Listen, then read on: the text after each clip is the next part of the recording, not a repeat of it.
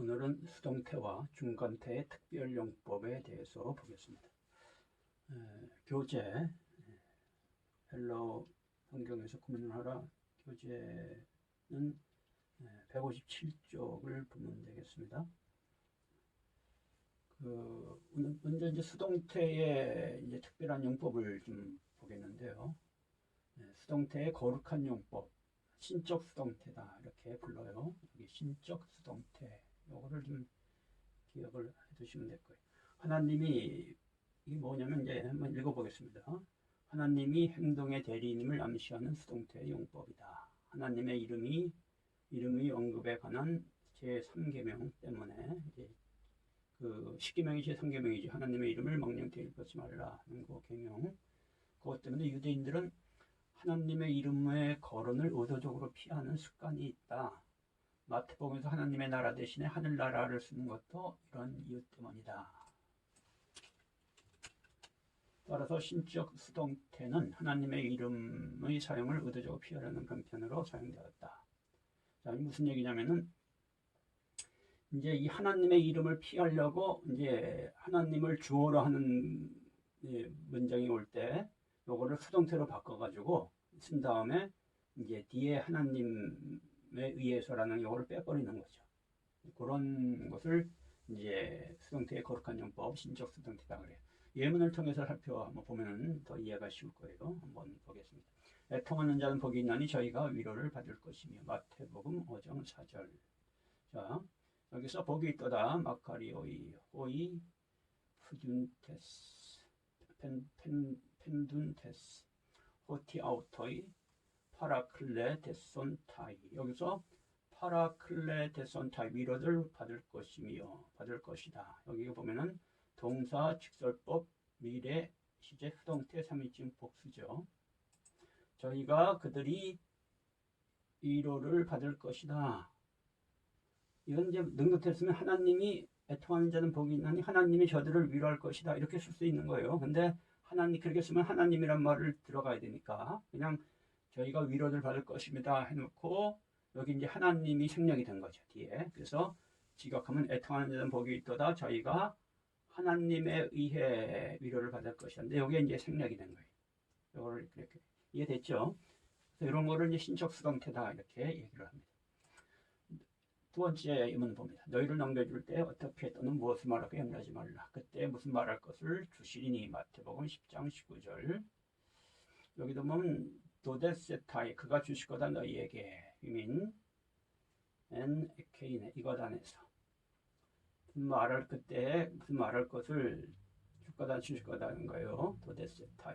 여기 도데세타이가 동사, 직설법, 미래, 시제, 수동태, 3인칭 단수죠. 그가 주실 것이다. 그가 주실 것이다.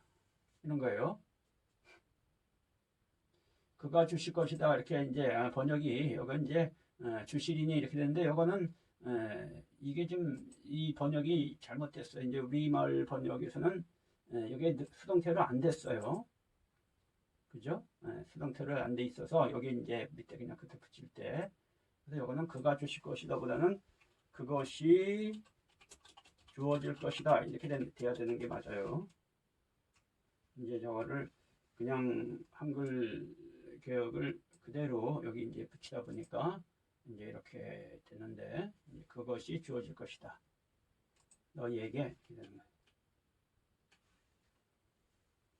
이것 안에서 이렇게. 그것이 무슨 말할 것이 주어질 것이다. 성령에 의해 주어질 것이다. 이렇게 되는 거죠. 이때 무슨 말할 것이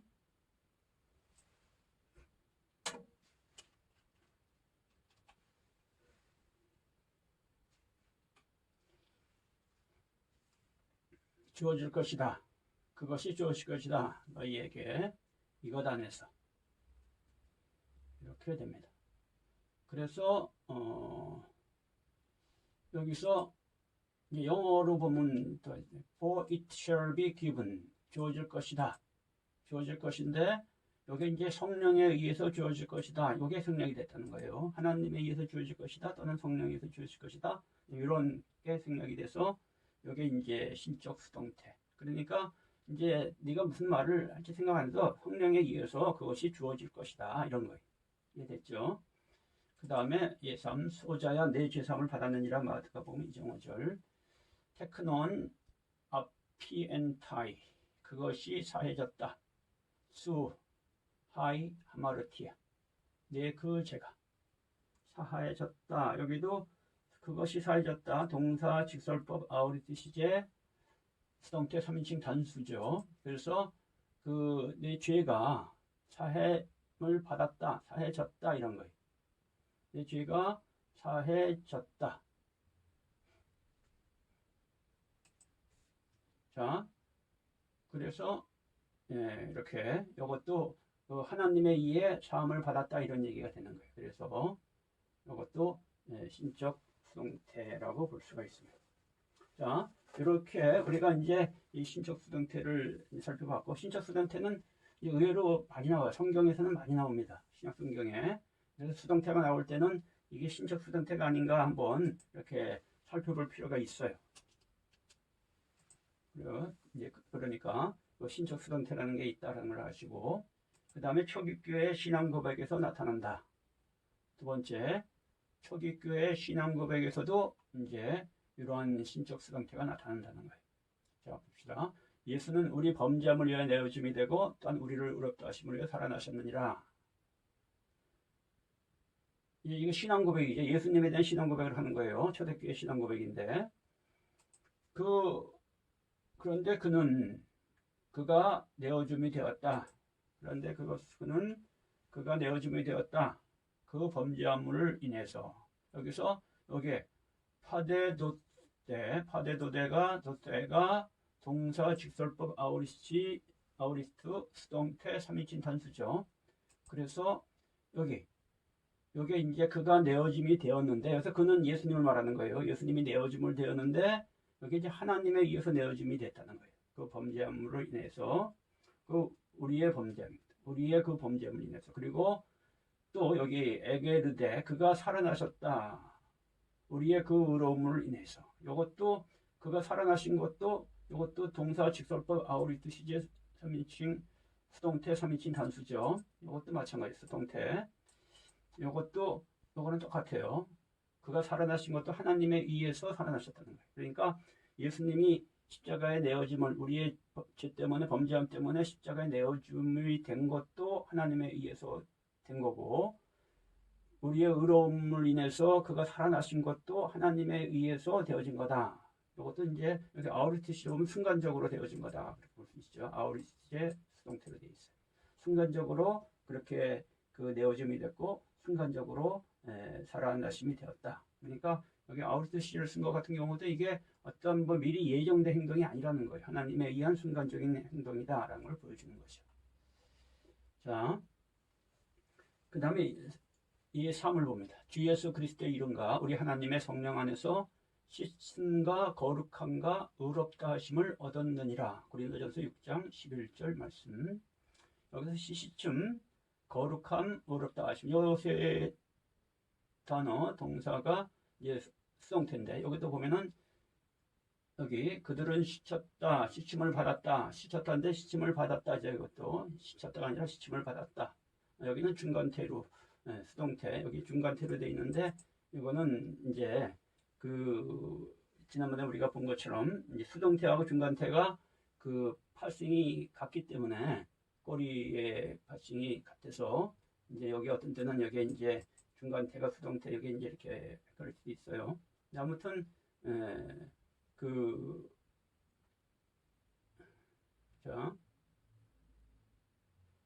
여기는 중간태 여기 중간태로 그냥 봐야겠네. 씻었다. 또한 여기 오늘 볼 것은 여기서는 요거 그들은 거룩해졌다 또는 의롭다 하심았다 요 부분입니다. 요거는 그냥 중간태로 보고요. 그 다음에 여기 헤기아스 데테 그들은 거룩해졌다. 알라 에디카이 오데테 여기 데테로 끝나는 두 동사죠. 너희들이 여기도 그들이 2인칭 복수면 너희들은 씻음을 얻었다. 너희들은 여기도 너희들은 이 돼야 되고, 조금 우리가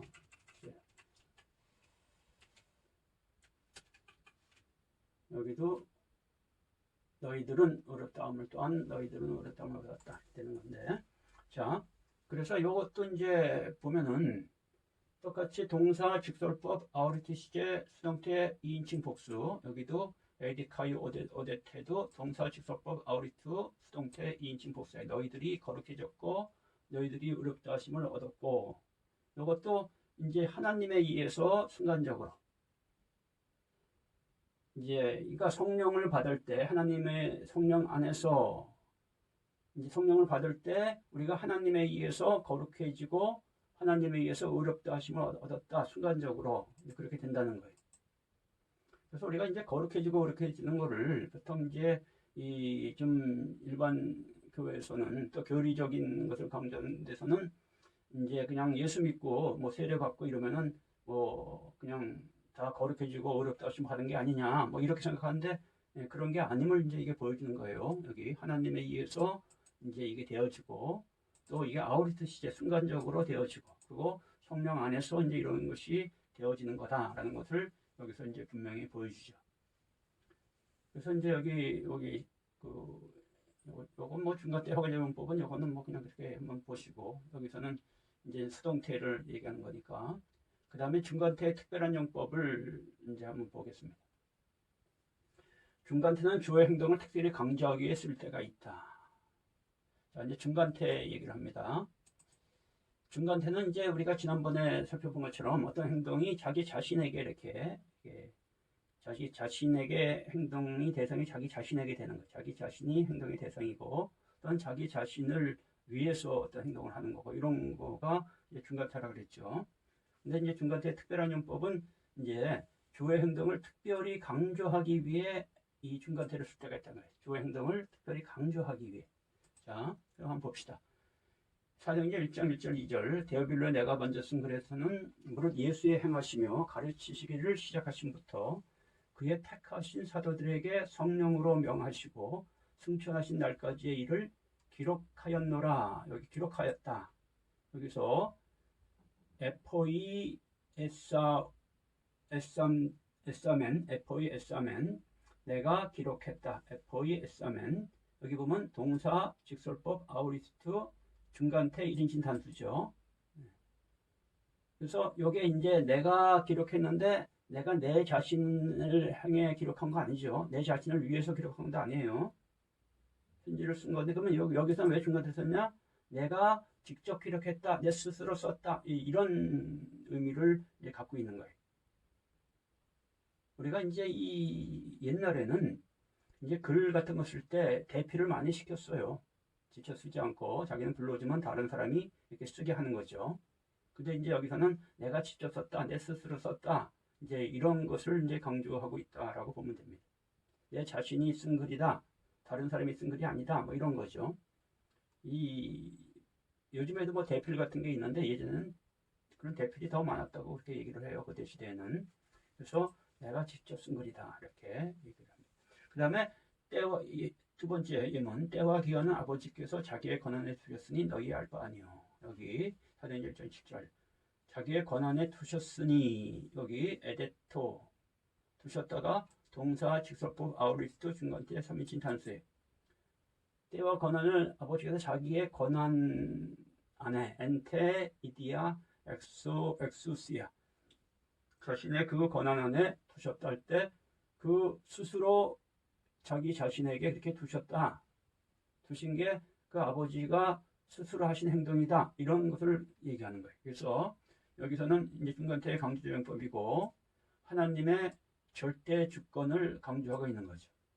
그렇게 보면 됩니다. 하나님의 절대적인 주권, 하나님이 직접 하시는 일, 하나님이 스스로 하시는 일이다 하는 것을 얘기하는 거예요. 그 다음에 특별한 용법 두 번째 봅니다. 헬라어 동사 중에는 같은 어미 꼬리 사용으로 인해 중간태와 수동태의 구분이 어려운 경우가 종종 있다. 이런 경우에는 어떻게 보느냐에 따라서 해석이 달라진다. 그러나 단어 자체만 가지고는 태유 구별이 어렵기 때문에 문맥에 따른 해석이 필요하다. 이제 우리가 이 중간태와 수동태는 다 그런 건 아닌데 꼬리 변화가 같은 게들이 있어. 동사 중에 꼬리 변화가 같이 이렇게 모양이 똑같아요. 그래서 이 파싱된 것만 봐가지고는 이게 중간태인지 수동태인지 구별을 못하는 안 되는 그런 경우가 있어요. 그럴 때는 문맥을 통해서 이제 좀 자연스럽게 해석을 하라는 거예요. 문맥을 통해서 봐라. 자, 첫 번째 이문을 봅니다. 그리스 안에서 할례나 무할례가 희록이 없으되 사랑으로서 역사하는 믿음뿐이다. 여기서 사랑을 통해서 믿음 알라 그러나 피스티스 믿음이다. 디 아가페스 사랑을 통해서 그 다음에 에네르구메넨 역사하는 사랑을 통해서 에네르구메넨 역사하는 할 때 이 역사하는이 그 동사 분사인데 현재 분사네요. 동분현. 근데 여기에 중수로 돼 있어요. 중수는 중간태인지 수동태인지 잘 구별이 안 된다. 이제 두 가지로 다 하면 되는데 이제 구별할 수가 없다. 이렇게 해서 이제 중수를 써놓은 거예요. 주격 여성 단수예요. 그러면은 여기서 이제 이거를 중간태로 보느냐 수동태로 보느냐에 따라서 이제 해석이 달라지는데 먼저 이제 수동태를 볼 때는 이렇게 되는 거예요. 사랑을 통해서 역사되어지는 믿음이다. 역사되어지는 믿음. 사랑을 통해 역사되어지는 믿음이다. 이렇게 해석이 되고, 그죠? 네, 사랑을 통해 역사되어지는 믿음이다. 그래서 이때는 이제 중간 수동태를 보면은 사랑을 통해서가 여기 좀 강조가 돼요. 사랑을 통해서 역사가 되어지는 믿음이다. 근데 요거를 중간태 보면 사랑을 통해 그 스스로 그 자기 자신을 이게 역사하는 그 자기 자신에게 스스로 그러니까 믿음이 그 자신에게 역사한다 이런 얘기예요. 여기 이게 중간태를 보면 믿음이 여기에 주어니까 믿음이 역사하는데 사랑을 통해서 자기 자신에게 역사한다. 스스로 역사한다. 그래서 이렇게 이 중간태를 보면 이 믿음이 강조가 되는 거예요. 그렇죠? 그래서 이제 이런 게 이제 번역에서 이제 영향을 미쳐요. 번역할 때 사람들이 이제 어떤 쪽에 이렇게 관심을 갖느냐에 따라서 이제 그러니까 이 사랑에 초점을 못 치냐, 믿음을 초점을 못 치냐인 거죠. 그래서 사랑을 강조하는 게 우리가 이제 여기 우리말 번역을 한번 보면은 한글개혁과 표준세 번역, 공동 번역이 있는데 한글개혁은 사랑으로서 역사하는 믿음뿐이니라 여기 뿐이니라 그랬잖아요, 그죠? 여기 뿐이란 말이 없어요. 근데 믿음뿐이니라 이렇게 한 거는 요거를 지금 중간태로 봤다라고 보는 거예요. 그 다음에 표준세 번역은 가장 중요한 사랑으로 역사하는 믿음입니다. 여기에는 이제 그런 게 없고 공동번역은 오직 사랑으로 이번에는 여기 오직이란 말을 사랑에다 붙였어요. 표현되는 믿음만이 중요합니다. 오직 사랑으로. 그래서 이 공동번역은 사랑의 포인트를 맞춘 거죠. 그리고 표준세 번역은 가장 중요한 사랑으로 역사하는 믿음이다 해서 이거는 그냥 평범하게 어느 쪽에 양쪽 편도 안 들고 그냥 이렇게 문자적으로 그냥 그대로 번역을 했다라고 볼 수가 있는 겁니다. 그래서 우리가 이 번역이라는 거는 이제 번역하는 사람에 따라서 이제 이 해석의 이 의역이 많이 달라져요. 그리고 그들이 어떠한 이제 신앙적인 관점을 갖고 있느냐, 교리적인 관점을 갖고 있느냐가 또 번역에 많은 영향을 미치죠. 그래서 우리가 이제 원문을 봐야 되는 것은 뭐냐면 원문을 통해서 우리가 이제 번역자의 의도에 휘말리지 않고 이제 성경이 말하는 정확한 것을 파악할 수 있는 것은 원문을 통해서 봐야 돼. 번역 성경은 아무리 잘 번역한 것도 그게 불가능합니다. 원문을 그대로 직역한 성경은 없거든요. 그래서 그런 거예요. 그 다음에 두 번째 갈라디아 6장 13절을 보면은 할례 받은 저희라도 스스로 율법은 지키지 아니하고 너희로 할례 받게 하려 하는 것은 너희의 육체로 자랑하려 함이니 할례 받은 여기서 받은 자 여기 호이 페리템 노메노이 호이 페리템 노메노이 할례 받은 자들이라는 건데 여기 페리템 노메노이가 동사 분사 현재 분사죠. 그리고 수동태 주격 남성 복수로 되어 있어요. 여기는 이제 수동태라고 이렇게 이제 이 파싱을 했어요. 이 경우는. 근데 이제 여기 파싱한 거는 이제 제가 그 로고스 성경을 보고 이렇게 한 거예요. 그래서 거기는 그렇게 되어 있는데, 근데 이제 이 원문을 보면은 페리템 노메노이가 수동태로도 될 수 있고 중간태로도 될 수 있다 얘기예요. 그래서 이제 수동태인 경우와 중간태인 경우가 또 의미가 좀 달라져요. 그래서 여기서 수동태인 경우는 할례되어진 자들 이렇게 해서 요거는 유대인들을 가르친다고 볼 수 있어요. 이미 할례가 되어져 있는 자들, 하나님의 할례를 받은 자들 이렇게 볼 수 있고, 만약에 중간태로 본다면은 그 자신에게 할례를 허락한 자들 이렇게 볼 수 있어요. 그래서 이거는 헬라인들로서 할례를 받은 그런 전향한 유대인 크리스천들, 유대인들이라고 볼 수가 있습니다. 이방인 크리스천들 중에서 이제 할례를 받은 로 자기에게 허락한 자들. 그러니까 이제 이 로마 교회 안에 있는 교인들에는 유대인 크리스천이 있고 헬라인 크리스천이 있지 않습니까? 근데 유대인 크리스천들은 이미 할례가 되어진 자들이 하나님에 의해서. 그래서 이제 수동태로 보면 그 자들을 얘기하는 거고, 만약 이게 중간태로 본다면은 그 안에 있는 헬라인 크리스천들 중에서 자꾸 이제 유대인 크리스천들이 할례를 강조하니까 자기들도 할례를 받은 자들을 받기를 허락한 자들이 있다. 그래서 그런 자들로 볼 수 있다라는 거예요. 이해가 됐죠?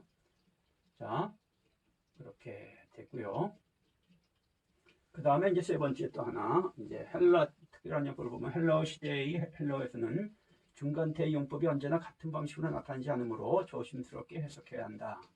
이것도 한번 좀 봅시다. 중간태 용법이 이제 요거에 좀 이제 자, 사랑은 언제까지나 떨어지지 아니하나 예언도 패하고 방언도 그치고 지식도 패하리라. 우리가 부분적으로 알고 부분적으로 예언하니 온전한 것이 올 때는 부분적으로 하던 것이 패하리라. 자, 여기서 이제 예언이 패하고 프로페테이아가 아타르게데 손타이 그것들이 폐지될 거다. 그죠? 여기서는 이걸 수동태로 봤어요. 손타이가 꼬리로 오는데, 그리고 방언이 그칠 거다. 파우 손타이. 여기서든 손타이를 여기는 중간태로 여기는 또 파싱을 했어요. 그러니까 여기 손타이가 올 때 뒤에 이제 이때 요게 이제 이 중간태인지 수동태인지 구별이 안 가는 건데, 여기서는 수동태로 파싱을 했고 이건 중간태로 파싱을 했어요. 그리고 카타르게데세타이 해질 거다. 여기는 수동태로 되어 있고요. 그러면은 여기서 한번 좀 봅시다. 여기 이제 그 파운손타이가 이제 여기가 이제 문제. 요거는 이제 수동태가 맞으니까 카타르게세타이는 수동태니까 페아리라면 하나님에 의해서 폐해질 거다. 거룩한 수동태, 신적 수동태로 보면 돼요. 근데 이제 파우손타이는 요거는 이제 중간태로 볼 수도 있고 수동태로 볼 수 있으니까 카타르게세손타이도 그렇지만 특히 여기 이제 파운손타이 좀 요거를 좀 이제 집중적으로 방언에 대한 거, 방언이 폐지되는 요거에 대해서 이제 한번 이제 보는 거예요. 그래서 요거를 이제 신학적으로 지금 이게 문제가 돼요. 그래서 이제 방언에 대해서 이제 이게 중간태로 볼 때 하고 수정태로 볼 때 이제 해석이 달라요. 그래서 요거는 중간태의 강조용법으로 보는 사람들이 있는데, 이때는 방언이 그 자체적으로 멈춰질 거다 이런 얘기. 그래서 이렇게 보는 사람들은 이것을 어떻게 보냐면은 방언은 이제 이 성경이 기록된 다음에 스스로 멈춰졌다 이렇게 생각을 하는 거예요. 그래서 여기 온전한 것이 올 때 이제 그런다는 거죠. 근데 온전한 것이라는 것을 그래서 그들은 성경이 완성된 것을 온전한 것으로 봐서 성경이 기록된과 동시에 방언은 없어졌다 이렇게 주장하는 사람들이 있고요. 그 다음에 그걸 수동태로 보면은 하나님에 의해서 예수님에 의해서 멈춰질 거다 이런 게 되기 때문에 예수님의 재림과 동시에 멈춰질 거다 뭐 이렇게 또 이제 주장하는 사람들도 있어요. 그래서 이제 이게 이제 어떻게 보느냐는 이제 신학적인 논쟁이고 뭐 이거는 해결되기 어려워요. 이렇게 이게 이제 중간태하고 수동태 두 가지로 다 쓰일 수가 있기 때문에 이제 그런 거죠. 그래서 근데 이제 제가 볼 때는 이거를 이제 예수님의 재림이나 성경이 기록된 거와 연결시키는 것이 좀 문제가 있지 않나 생각이 들어요. 제 의견에는 온전한 것이라는 말은 이거는 이제 그 본문 문맥적으로 보면 사랑을 얘기하거든요. 사랑은 결코 떨어지지 아니한다. 온전한 것이 올 때 할 때는 그 온전한 것은 사랑이 온전한 것으로 저는 생각이 들고, 그래서 사랑이 온전한 사랑을 사람들이 하게 되면은 이 예언이나 방언이나 지식 같은 것도 다 이제 폐해질 거다. 하나님이 이런 것들을 이제